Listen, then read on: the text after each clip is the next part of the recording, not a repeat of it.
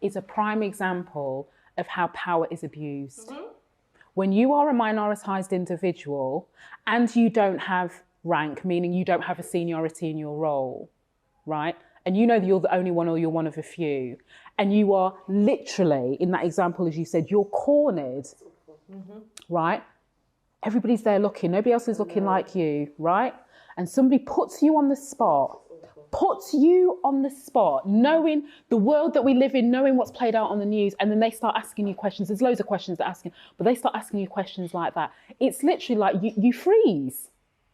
And this is what people don't understand. And then when you don't give them the answer that they want, you know what they turn around and say? Well, I thought you would have wanted to be part of the solution. Well, but also the expectation that someone with lived experience of being black would be able to go, oh, I've been waiting for you to ask me this question. Here, I've got this checklist of all these actions you can do. And actually, this is how racism plays out. It's not just because someone called me the N-word last week. It's actually the pay. It's actually the progression. It's, you know, and on it goes.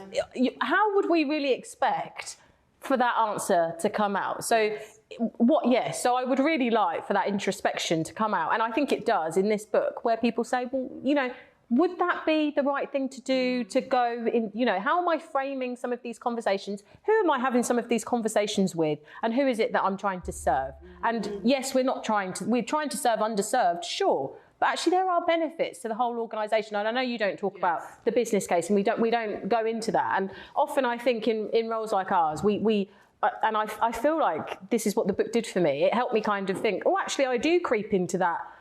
It's good for you. It's good for you. It's good for business. You fall into that institutional trap, because that institutional trap is really powerful, actually. And so it's set for you to do it that way. Well, exactly. And so this is why, for me, I know we were saying about the audience of the book. I was really grateful to read it, because I thought, actually, no, it helps to. Sometimes you go off. Yes, you have these core, you have these ethics, sure, but you also need to be.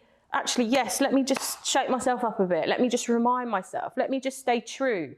And let me just keep on that path. Because you do need that sometimes, especially these roles are very singular a lot of the time. So you kind of need that help from other people to kind of go, actually, yes, remember, this is the path, come on. And also just some of those helps around not slipping into that deficit model. So